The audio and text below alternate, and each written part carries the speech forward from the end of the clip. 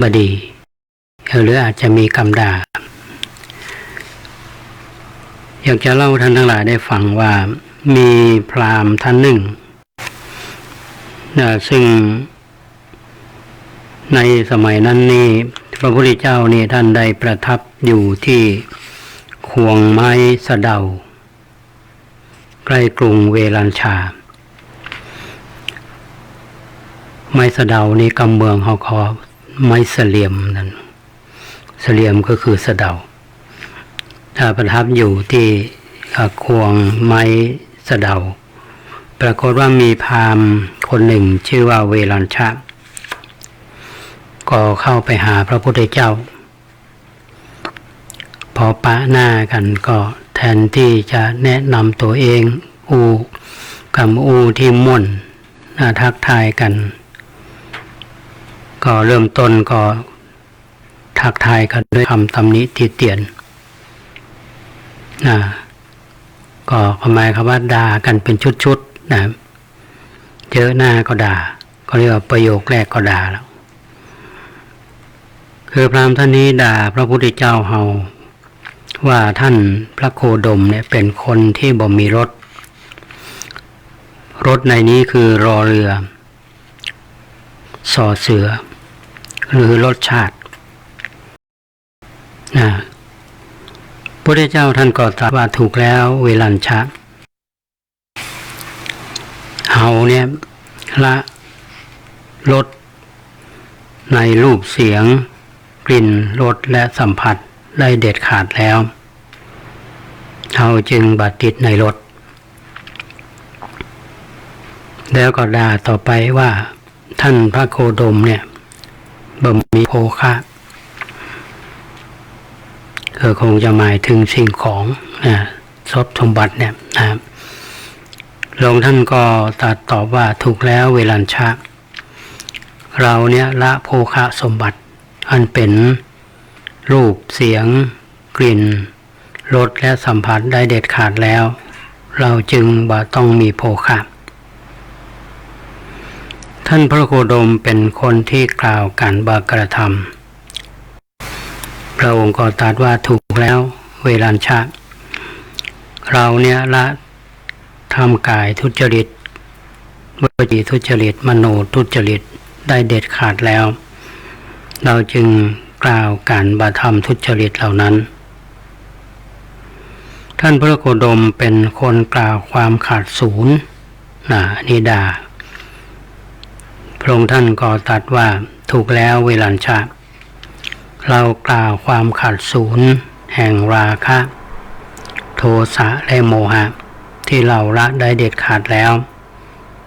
เราจึงกล่าวแต่ความขาดศูนย์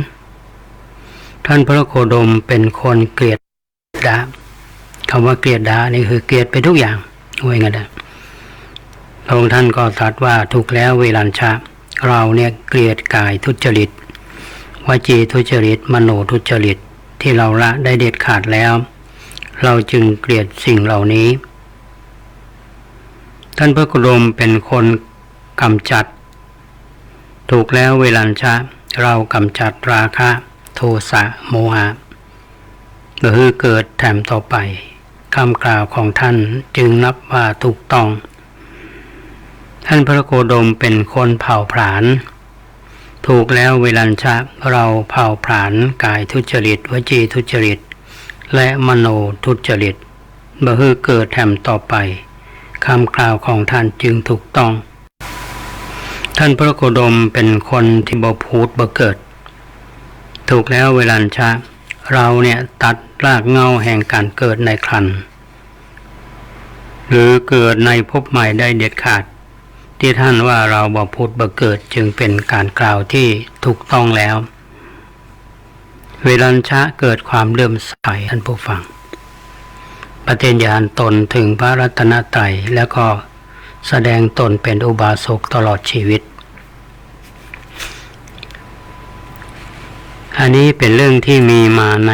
เวลัญชสูตรที่อาตมาภาพนำมาเล่าท่านทั้งหลายได้ฟังโดยย่อจะเห็นได้ว่า องค์สมเด็จพระสัมมาสัมพุทธเจ้าของเราเนี่ยมีวิธีคิด ที่เราคิดเชิงบวก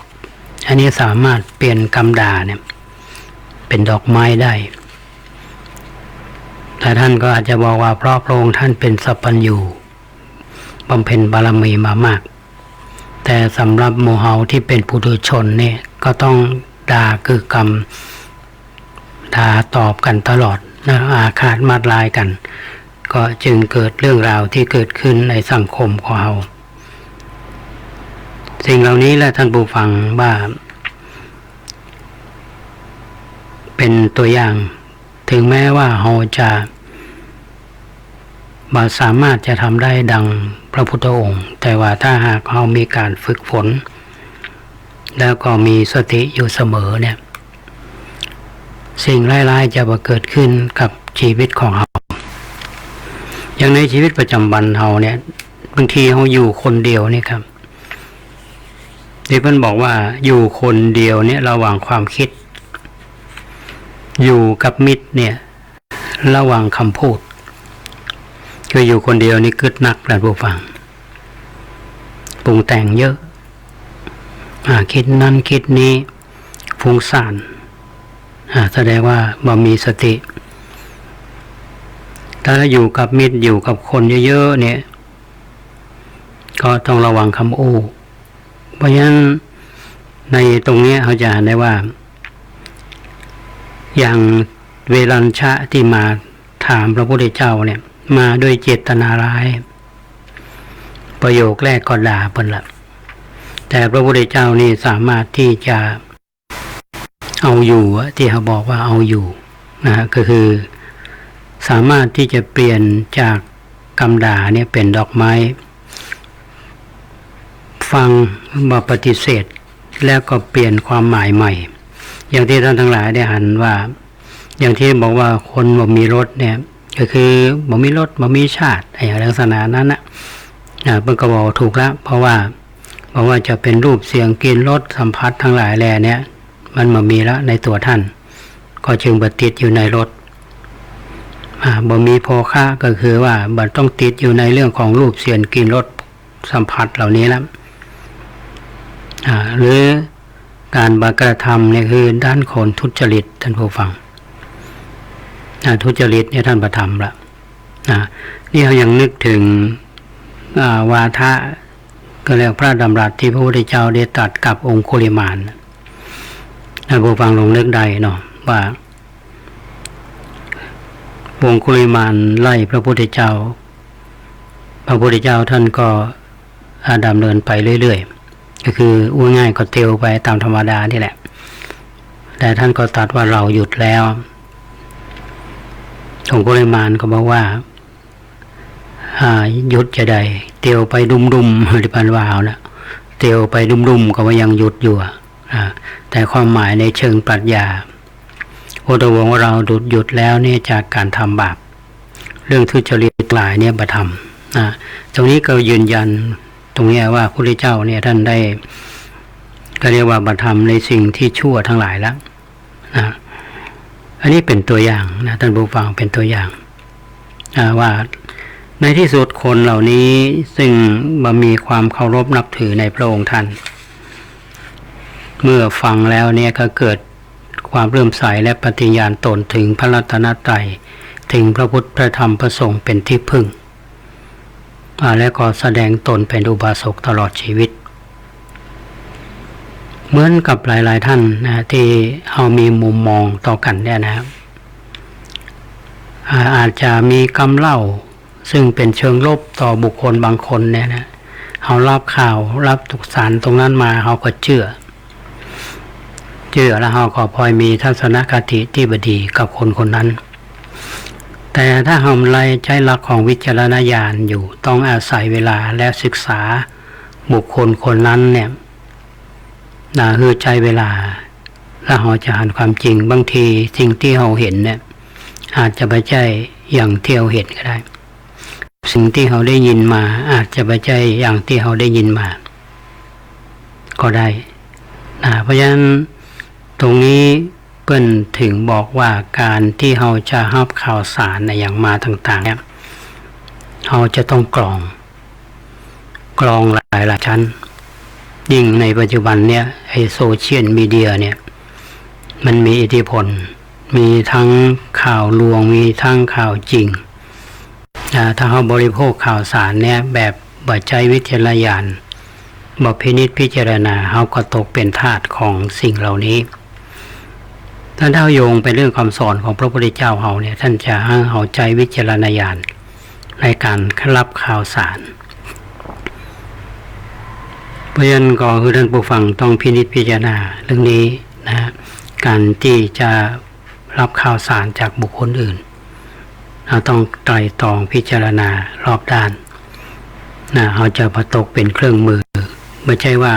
เราเชื่อแล้วมีทัศนคติที่บดีต่อตนทั้งที่เป็นคนดีอันนี้มันจะมาทำความเสียใจทีหลังอาตมาก็ฝากเรื่องนี้ไว้กับท่านผู้ฟังว่าจะกำดาเปลี่ยนเป็นดอกไม้พระพุทธองค์ได้ทำเป็นตัวอย่างดังที่อาตมาเล่ามาในเวลาชสูตรเนี่ยให้ท่านทั้งหลายได้ฟังในวันนี้นะก่อนที่จะเบรกช่วงแรกนี้นะครับอาตมาภาพก็ต้องขออนุโมทนาบุญกับญาติโยมที่ได้มาสร้างบุญสร้างกุศลในช่วงของวันที่13กุมภาพันธ์ที่ผ่านมาเนี่ยนะก็ต้องขออำนวยอวยพรคือคุณแม่แสงจันทร์เขียวแก้วซึ่งมาทำบุญอายุ67ปีตอนนี้ก็ย่าง68เพิ่นมาทำบุญถวายพระทานเพลแด่พระสงฆ์สามเณรวัดประแดงเฮาซึ่งมากู้กับปอสนั่นเขียวแก้วซึ่งเป็นประจันวัดประแดงเฮาพร้อมกับลูกกับหลานทำบุญอายุก็เป็นสิ่งที่น่าอนุโมทนาเพราะว่าครอบครัวเขียวแก้วนี้ใจบุญสุนทานทำบุญสนับสนุนกิจกรรมวัดประแดงมาตลอดทางครอบครัวพร้อมกันนั้นคนแม่แสงจันทร์เขียวแก้วเปิ้นก็บริจาคเงินจำนวน 15,000 บาทเพราะว่าวัดประแดงเฮาได้ปรับภูมิทัศน์รอบองค์พระจะมีบางจุดเนี่ยซึ่งเวลามีงานบ่ค่อยสว่างเท่าใดอาตมาก็บอกว่าถ้าแม่สร้างแสงสว่างเนี่ยเหมือนแสงแห่งปัญญาแม่เพิ่นก็เป็นเจ้าภาพก็วันนี้ก็คือช่างมาติดตั้งเสาไฟสปอตไลท์เพื่อส่องไปยังสนามหน้าองค์พระเวลาเขามีกิจกรรมเนี่ยมันก็จะดูดีแล้วก็สว่างสวยอันนี้ก็ต้องขออนุโมทนากับปอสนันแม่แสงจันทร์เกี่ยวแก้วพร้อมครอบครัวที่มาทำบุญแล้วก็ยังบริจาคทรัพย์สร้างสิ่งที่เป็นสาธารณประโยชน์ไว้ในพระพุทธศาสนาแล้วก็ต้องขออนุโมทนาคุณพ่อจรัญหรือที่เอาส่วนใหญ่ให้เจ้าห้องสังยรันแบบว่า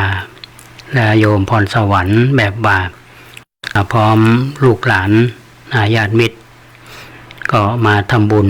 เมื่อวันที่14กุมภาพันธ์ที่ผ่านมาเนี่ยนะเปิ้นก็ฝันถึงพ่อถึงแม่ที่ได้ล่วงลับไปเมื่อละเปิ้นก็มาทำบุญถวายภัตตาหารเพลแด่พระสงฆ์สามเณรแล้วก็น่าชื่นใจว่าตอนนี้ช่างยรันแบบมาเนี่ยก็สุขภาพก็ดีขึ้นแข็งแรงขึ้นได้บุญบารมีที่ทำทางพุทธศาสนามาตลอดตั้งแต่อาตมาอยู่วัดประแดงเขาเนี่ยช่างยรันพร้อมครอบครัวเนี่ยเปิ้นคือการสนับสนุนมาตั้งแต่ต้นทุกอย่างอันนี้ก็ขอให้ได้มีสุขภาพแข็งแรงเป็นร่มโพล่มไทรของลูกหลานอันนี้ต้องขออนุโมทนากับทั้งสองครอบครัวมาณโอกาสนี้เรื่องของการสร้างบุญสร้างกุศลส่วนกิจกรรมของวัดประแดงเฮาที่จะมีที่ ได้เชิญชวนท่านทั้งหลายตลอดนั่นก็คือเรื่องเชิญชวนตั้งทุนเพิ่มทุนในกองทุนพระเจ้าติโลกราชกองทุนเพื่อการเผยแผ่ธรรมและส่งเสริมการศึกษาในสปอร์ตรายการเฮาก็บอกแล้วนะอันนี้ก็จะมีการมอบทุนการศึกษาในเดือนพฤษภาคมแล้วก็แถมอันหนึ่งก็คือการอาจจะบูรณะบันไดนาควัดประแดงเฮาก็ล่วงเลยมาพอสมควรแล้วสักระยะหนึ่งเนี่ยเฮาก็กำลังติดตามเรื่องอยู่นะก็คิดว่าคงจะประชาเท่าใดนะอันนี้ต้องขออภัยท่านผู้ฟังหลายท่านถามมาเมื่อใดจะแล้วสักเทื่อวันต้องสักระยะหนึ่งเนาะก็จะได้บอกท่านทั้งหลายและแถมอันหนึ่งท่านผู้ฟังต้องขออนุโมทนาในกลุ่มของศรัทธาวัดประแดงเฮาที่ขึ้นมาทำบุญวัดประแดงเฮาตลอดแล้วก็มีอันหนึ่งพอไปในวิหารบรรพพรหมเก่าให้เปลี่ยนพรหมในวิหารคุณแม่ทองเหรียญทิพย์กนกนี่ก็เป็นเจ้าก็เรียกว่าเป็นสายบุญเนาะวันนี้คุณแม่ทองเหรียญก็ขึ้นมาพร้อมกับคุณโยมเตชินีมากพันธ์นะแล้วก็เพิ่นก็คงจะเป็นสายบุญที่จะเป็นเจ้าภาพในการปูพรมในวิหารเราเพราะพรมเก่านักแก่ละจนซีดหมดละอันนี้ต้องขออนุโมทนากับคุณโยมเตชินีมากพันธ์นะเพิ่นก็ร่วมทำบุญมาแจ้งความจำนงมาก่อนเนาะ 2,000 บาทแล้วท่านใดที่จะร่วมบุญกันอันนี้ก็แล้วแต่หน้าบุญเนาะก็คงจะได้เริ่มทำภายในอาทิตย์นี้เรียบร้อยอันนี้ต้องขออนุโมทนาบุญกับท่านทั้งหลายมาในโอกาสนี้ส่วนในช่วงที่2ของรายการก็จะได้นำเรื่องราว1 เดือนในป่าพงมาเล่าสู่ท่านทั้งหลายได้ฟังพร้อมกันนั้นก็คงจะมีข่าวสารของทางคณะสงฆ์ที่จะมาแจ้งให้ท่านทั้งหลายได้รับทราบกันคิดว่าช่วงนี้ผู้ที่ดูแลด้านเทคนิคเขาก็คือคุณเกษตรเพชรสำริดนะครับซึ่งก็ได้ทำหน้าที่ดูแลอยู่นะครับก็ด้วยความรับผิดชอบอาตมาภาพจะเบรกช่วงนี้สักคำหนึ่งเนาะแล้วก็เขาค่อยมาปะกันอาจจะมีเพลงให้ฟังหรือว่ายังอยู่หรือลงไปกินข้าวกับโฮนะถ้ามันมีสัญญาณก็คงจะได้ต่อ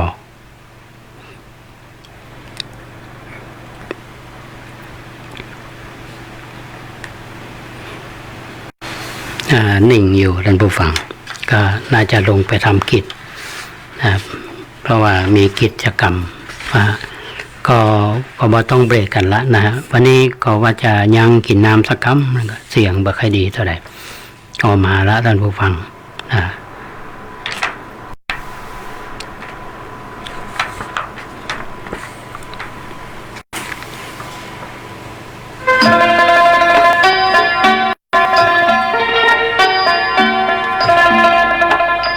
ที่ท่านได้รับฟังจบลงไปแล้วนั้นเป็นราย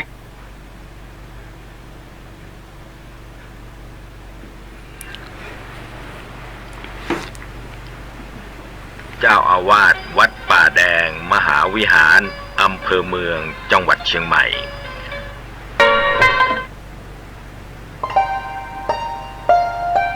ท่านกำลังรับฟังสถานีวิทยุสาธารณะจังหวัดเชียงใหม่คลื่นพัฒนาคุณภาพข่าวสารเพื่อการประชาสัมพันธ์โครงการอนุรักษ์บุตร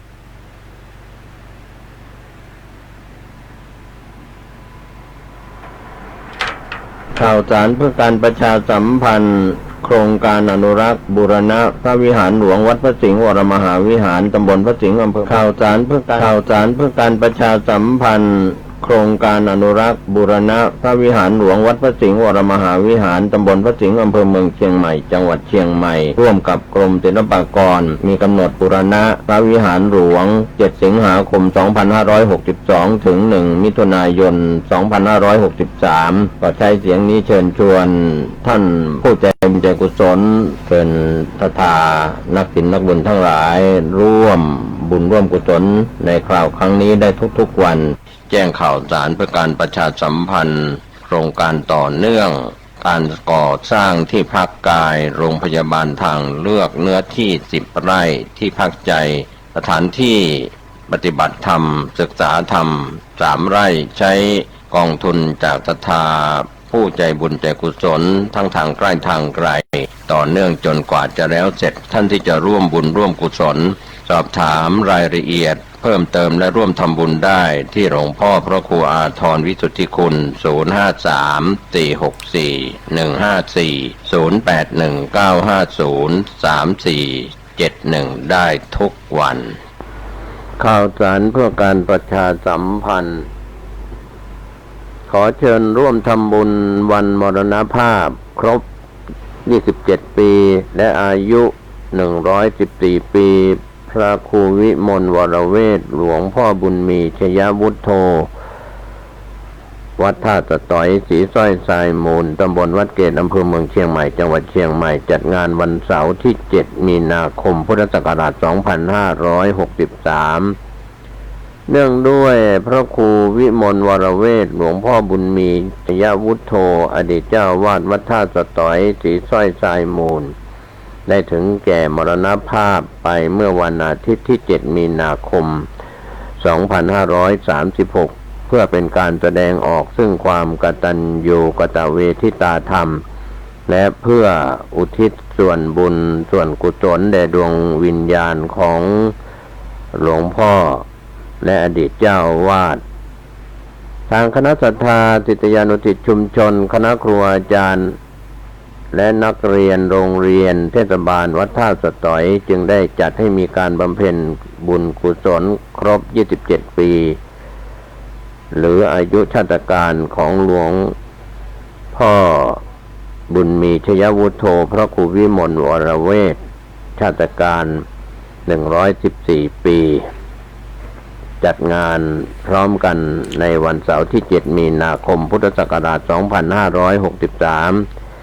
จึงขอเรียนเชิญและเชิญท่านผู้ใจบุญท่านผู้ที่มีความเคารพนับถือในตัวหลวงพ่อพระครูวิมลวรเวทหลวงพ่อบุญมีชยวุฒโธทุกท่านไปร่วมบำเพ็ญบุญในงานวันเสาร์ที่ 7 มีนาคม 2563โดยทั่วถึงกันกำหนดการวันเสาร์ที่ 7 มีนาคม 2563เดือน6เหนือเดือน4ใต้ขึ้น14ค่ำเวลา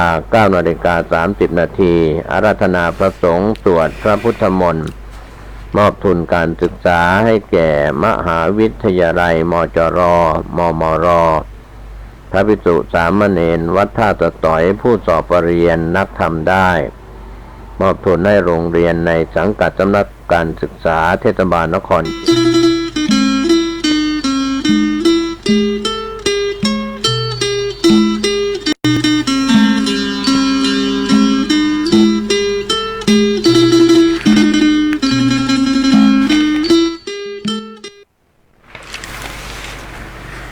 พี่น้องท่านผู้ฟังทุกท่านกำลัง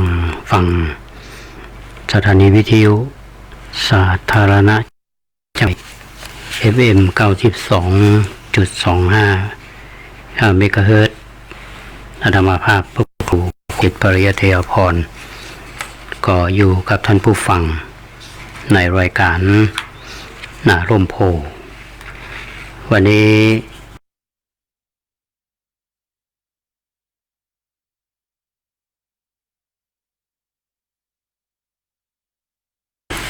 เรามีข่าวประชาสัมพันธ์ให้ท่านทั้งหลาย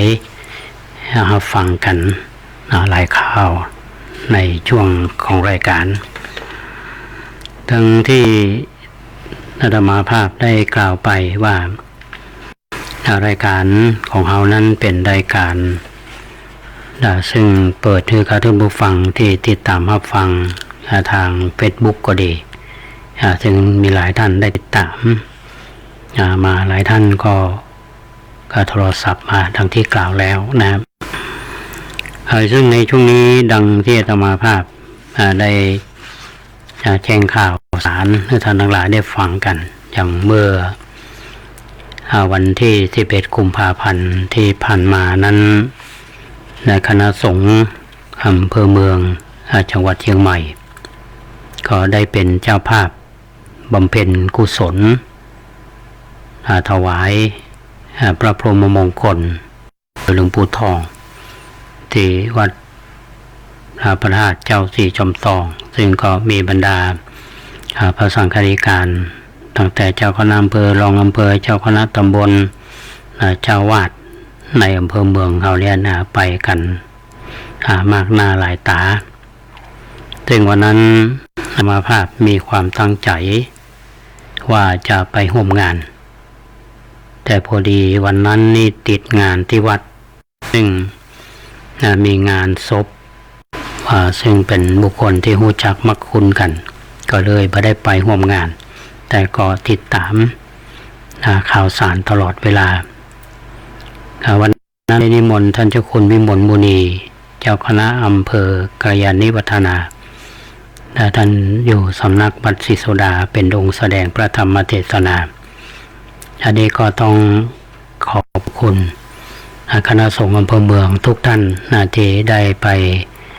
แสดงความตัญญูต่อหลวงปู่ทองเฮาอันนี้เป็นสิ่งที่เฮาทั้งหลายได้ตระหนักอยู่เสมออันนี้เป็นเรื่องที่เฮาทั้งหลายได้กระทำกันอย่างต่อเนื่องแล้วนะครับ เพราะหลายท่านก็ไปกันเป็นประจำหลายๆท่านนะทีนี้ก็พลิกมาถึงที่จะนำมาเล่าสู่ท่านทั้งหลายได้ฟังกันก็ขอเล่าความเดิมนิดหนึ่งเรื่อง1 เดือนในป่าพงเนี่ยนะครับซึ่งท่านเจ้าคุณมงคลกิติธดาหรือประมาอมรเขมจิตโตเนี่ยท่านได้เล่าไว้ในหนังสือซึ่งหนังสือเล่มนี้วัน1 เดือนในป่าพงอาตมาขอเรามาทำลำดับตั้งแต่ท่านเข้าไปอยู่วัดป่าพงแล้วก็ไปใช้ชีวิตภายใน1 เดือนนะครบ1 เดือนท่านเหมือนสอบผ่านก็คือหลวงพ่อจาเนี่ยท่านขอเปลี่ยนผ้าไตร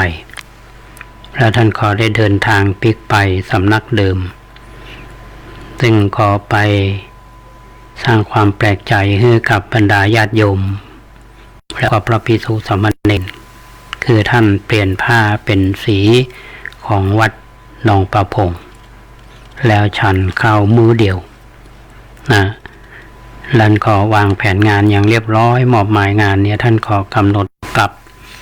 ปิกไปวัดหนองประพงซึ่งก็ท่านเล่าไว้ว่าวันนั้นเป็นวันที่25 กรกฎาคม 2511ตรงกับวันขึ้น1 ค่ำเดือน 8เป็นวันที่กำหนดนัดกับหลวงพ่อไว้หลังจากที่พระภิกษุสามเณรฉันเพลแล้วท่านก็นำดอกไม้ธูปเทียนไปกราบพระประธานในอุโบสถตั้งจิตอธิษฐาน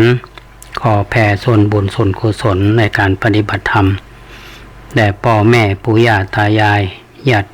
มิตรตลอดถึงพระสัมภสัตว์ก็ขอให้มีส่วนบุญ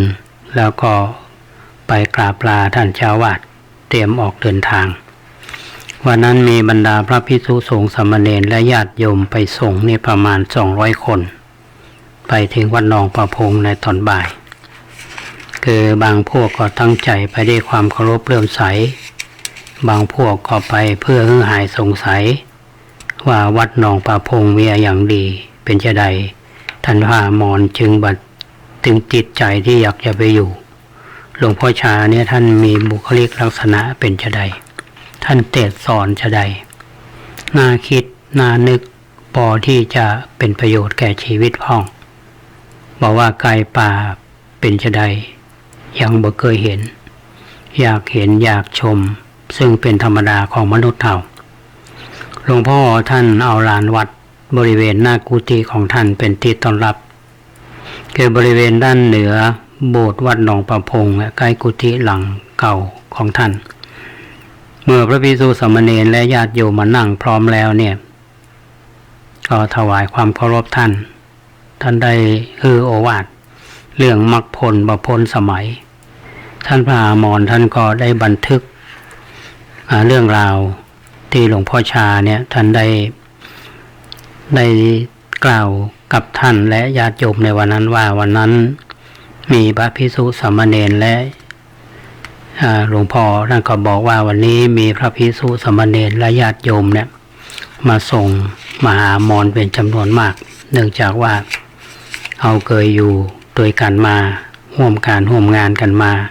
หากใครสนิทสนมกันย่อมมีความอะไรกึศเติงหาเป็นธรรมดาการมาอยู่ที่นี่ก็เช่นกันจะฮ้องว่าจากกันก็เป็นเพียงคำสมมุติเท่านั้นตราบใดที่เรามีความผูกพันกันทางด้านจิตใจอย่างนึกถึงคำสอนทำตามคำแนะนำของท่านอยู่ก็เชื่อว่าโดยธาตุแท้เราบ่มีวันที่จะจากกันดังที่พระพุทธองค์ได้ตรัสสอนพระวักกะลิว่าดูก่อนวักกะลิผู้ใดเห็นธรรมผู้นั้นเห็นเราตถาคตผู้นั้นชื่อว่าผู้เห็นธรรมส่วนผู้ที่มัวดูแต่เพียงร่างกายจับชายจีวรของเฮาเดินตามไปชื่อว่าบ่เห็นธรรมคือว่าบ่เห็นเราตถาคตอยู่ห่างไกลเราดังนั้นการที่มหามรได้มาอยู่ในที่นี้ท่านทั้งหลายอย่าได้ถือว่าเป็นสาเหตุแห่งความทุกข์ใจเลยจงอยู่ใกล้ท่านในลักษณะที่เห็นตัวจริงเราจะมีความเบาใจตลอดเวลาจงปากันตั้งหน้าตั้งตาศึกษาเล่าเรียนแล้วทำงานไปด้วยความอดทนขยันหมั่นเพียรเมื่อมีโอกาสค่อยปลีกตัวออกมาปฏิบัติดูพ่องก็จะเป็นการดีการอยู่ป่าย่อมทำให้เกิดความสงบเยือกเย็นสงัดดี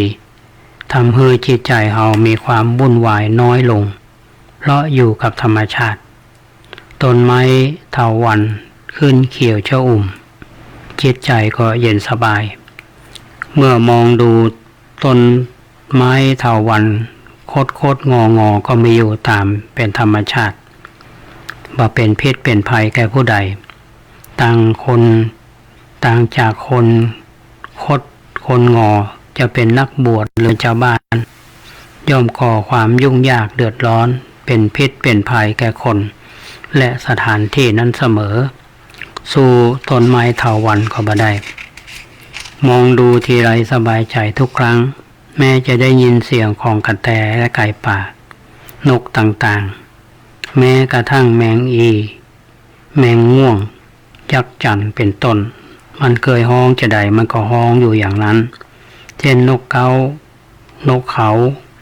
มันฮ้องบอกลักษณะของนกเขาอยู่ตามเดิมบ่เปลี่ยนแปลง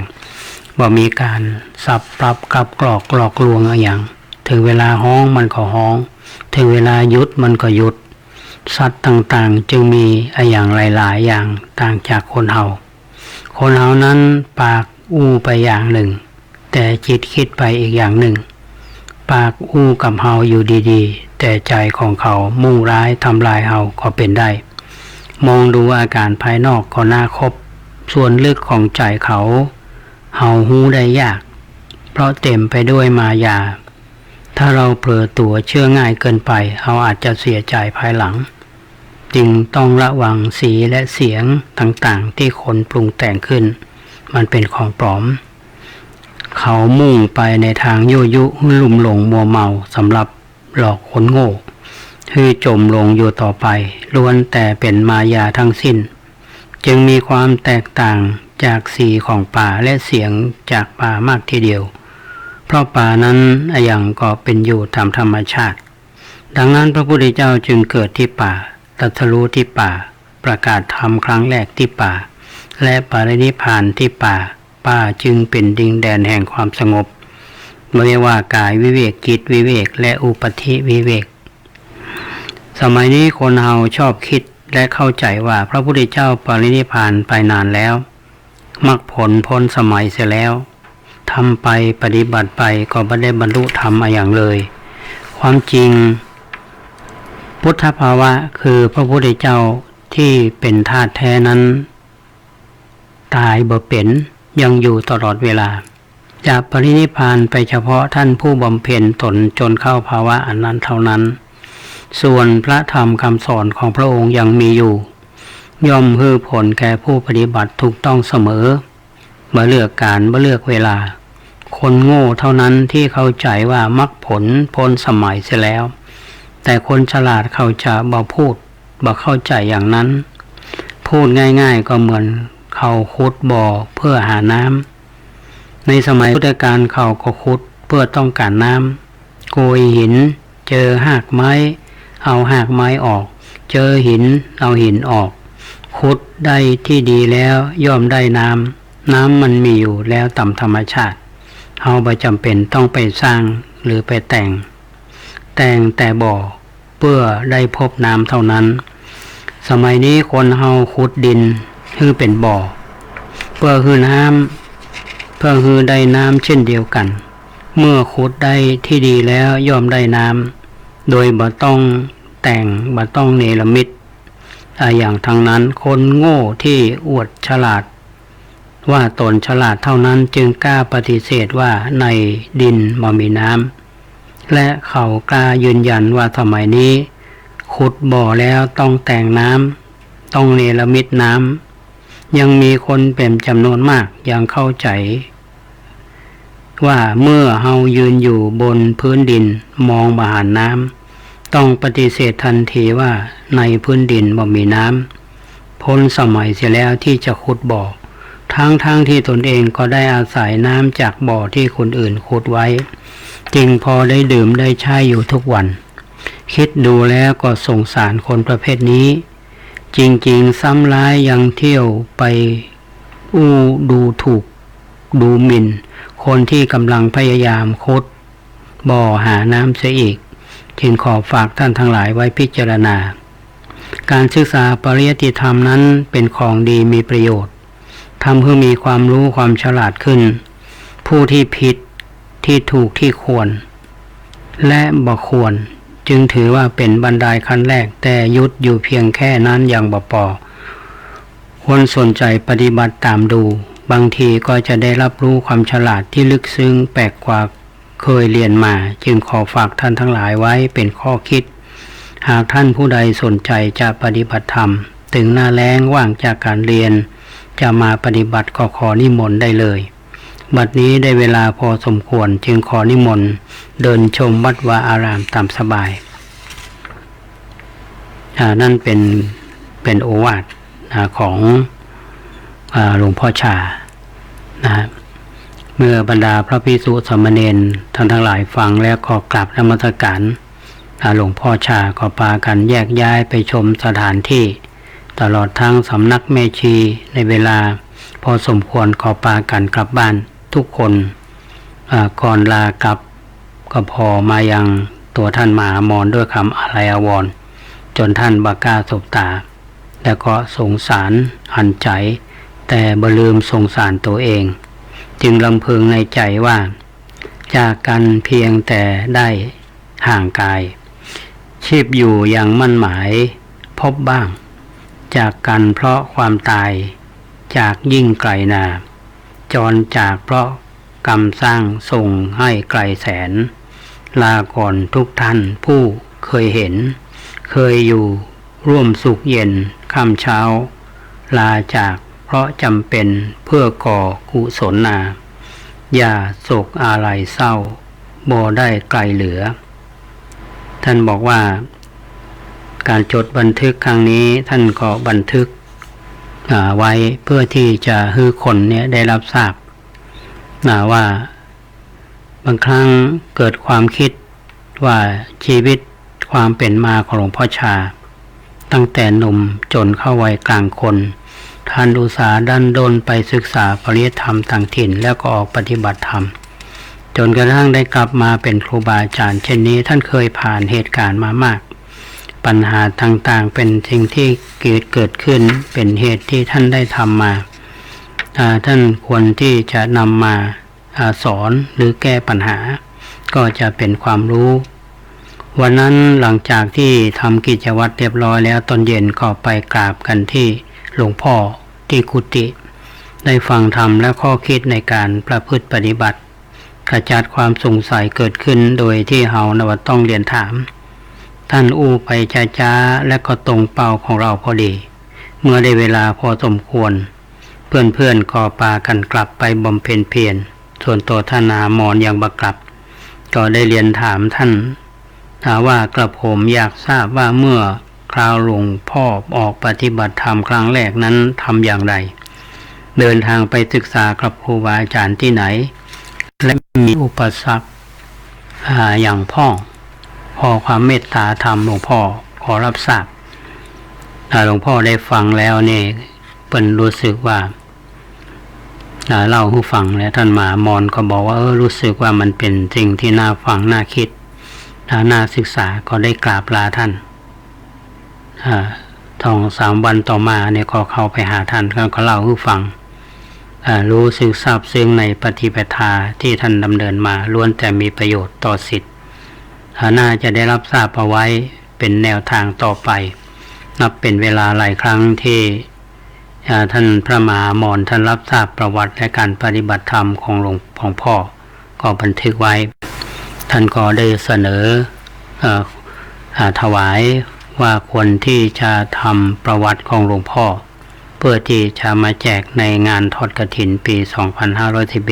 2511หลวงพ่อชาเปิ่นขออนุญาตท่านพระมหามอนท่านก็จึงได้จัดพิมพ์ก็เรียกว่าหนังสือสุพัทธานุสรณ์แจกแก่ผู้ที่มาบำเพ็ญในเรื่องนี้ธรรมาภาพที่นำมาเล่าท่านทั้งหลายได้ฟังเนี่ยนะก็มีความเชื่อมั่นว่าที่นำเสนอเนี่ยเป็นเรื่องราวของพระรูปหนึ่งที่เคยศึกษาในส่วนของพระปริยัติธรรมโดยเฉพาะบาลีได้ถึง6 ประโยคและมีความคิดว่าพระที่ปฏิบัติกรรมฐานเนี่ยไม่ได้เรียนในสายของปริยัติแต่ปฏิบัติอย่างเดียวเนี่ยท่านจะมีความรู้ไหมแต่ท่านก็ไปอาศัยการปฏิบัติธรรมของหลวงพ่อไซบอชาแล้วก็ได้เรียนรู้จากลูกศิษย์แต่ละท่านในที่สุดเนี่ยท่านก็ได้อยู่อาศัยอยู่หนึ่งเดือนที่ป่าพงก็นำมาเล่ามาถ่ายทอดให้ท่านทั้งหลายได้ฟังกันเนี่ยในนี้เป็นเรื่องราวที่ท่านบันทึกเอาไว้ในตอนท้ายของหนังสือนี้1 เดือนในป่าพงท่านก็ได้มีคำฝากเป็นตอนท้ายธรรมาอยากจะนำมาถ่ายทอดท่านทั้งหลายได้ฟังกันท่านบอกว่าเกิดขึ้นตั้งอยู่แล้วดับไปแปรเปลี่ยนแลเลื่อนไหลบ่อยั้งในโลกสรรพสิ่งใดคงที่อยู่หรือตรองตริจดจ่อตั้งมันน้อมดูตนท่านเทินเขมจิตตาภิกขุ14 ธันวาคม 2533ก็ถือว่าเป็นเรื่องนี้จบท่านผู้ฟังจบก็คือ1 เดือนในป่าพงก็หลวงพ่อชาท่านบอกว่าทุกมีเพราะยึดทุกยึดเพราะอยากทุกมากเพราะพลอยทุกน้อยเพราะหยุดทุกหลุดเพราะปล่อยแต่มันหนึ่งท่านพระมหามอนท่านบอกว่าอยากมากทุกมากอยากน้อยทุกน้อยหมดอยากหมดทุกยิ่งยึดยิ่งทุกหยุดหยุดทุกอันนี้ฝากท่านผู้ฟังเป็นข้อคิดวันนี้ธรรมาภาพนำมาเล่าสู่ท่านทั้งหลายได้ฟังกันก็ต้องขออภัยวันนี้ซุ้มเสียงก็ยังแบบปกตินะครับก็ฟังอาจจะบรรลุลื่นหูตัวใดนะครับอันนี้เป็นเรื่องราวที่นำมาเสนอท่านทั้งหลายในช่วงนี้ก็เป็นอันว่าหนังสือที่เล่าเรื่องเล่าใน1 เดือนป่าพงก็จบไปอาตมาภาพก็จะไปนำเรื่องราวที่อ่านแล้วได้ความรู้แล้วก็ เอามาถ่ายทอดให้ท่านทั้งหลายก็มีหลายๆเรื่องนะก็ลองติดตามว่าจะเป็นเรื่องอะไรอย่างท่านฟังรายการนี้แล้วเนี่ยท่านรู้สึกจะได้พ่องท่านก็สามารถที่จะโทรมาแจ้งผลกันรับฟังอาตมาภาพได้หรือว่าท่านที่มีไลน์ก็ดีมี Facebook ก็ดีก็สามารถที่จะส่งผ่านมาได้เฮาสื่อสารกันได้วันนี้ต้องขอบคุณคุณเกษตรเพชรสำเร็จนะฮะก็มีภาระงานเยอะอยู่นะท่านก็เสียสละเวลาเพื่อที่ท่านผู้ฟังได้ฟังได้ปะพบอาตมาซึ่งหลายครั้งหลายวันเราไม่ได้ปะกันโยมหลายท่านที่โทรมาเขาบอกว่าเมื่อแล้วไม่ได้ยินเสียงนะ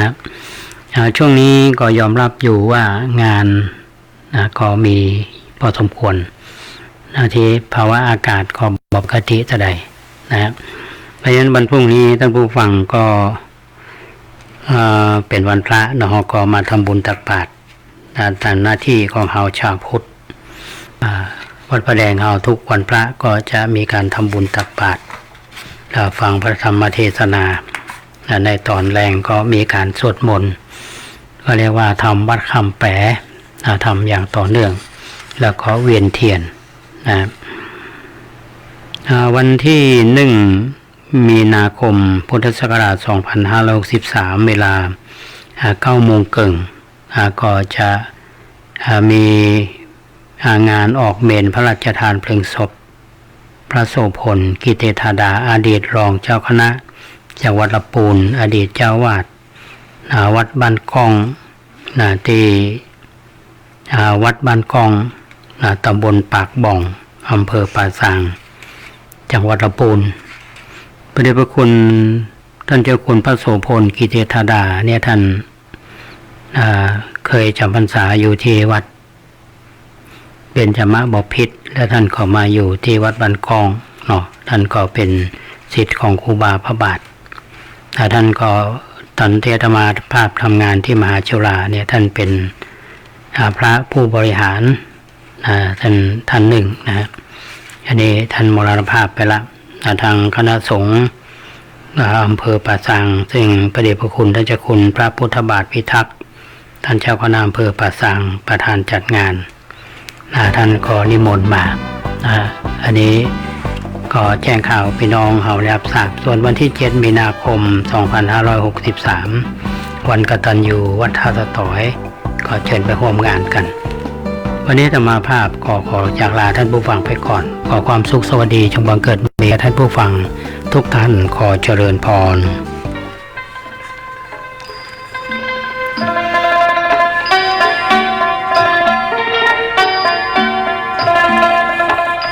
ที่ท่านได้รับฟังจบลงไปแล้วนั้นเป็นรายการร่มโพบรรยายโดยพระครูโคสิทธิ์ปริยัตยาภรณ์เจ้าคณะตำบลสุเทพเขต 1เจ้าอาวาสวัดป่าแดงมหาวิหารอำเภอเมืองจังหวัดเชียงใหม่ท่านจะติดตามรับฟังรายการนี้ได้เป็นประจำในเวลานี้ขอเชิญชวนผู้มีจิตศรัทธาร่วมกองทุนพระเจ้าติโลกราชโดยติดต่อได้ที่วัดป่าแดงมหาวิหาร 0818815690 การส่งเสริมการศึกษาเหมือนติดอาวุธทางปัญญาให้กับเด็กและเยาวชน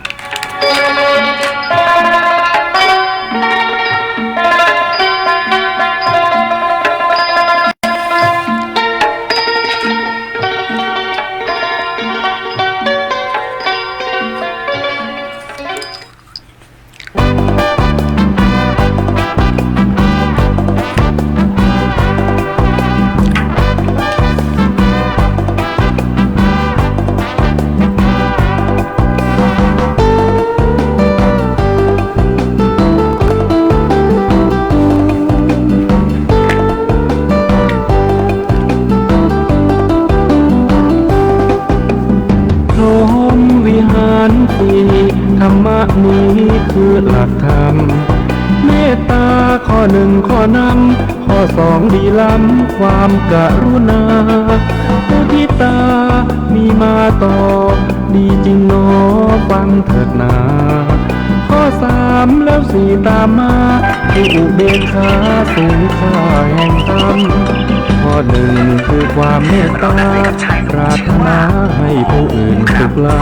ำกรุณาประเสริฐเลิศล้ำหวังคนอื่นพ้นกรรมคนทุกข์โวยไปคือผู้ที่ตาแต่เลยนะยินดีจากใจปรารถนาให้ผู้อื่นสบายเขาดีเขาได้เราก็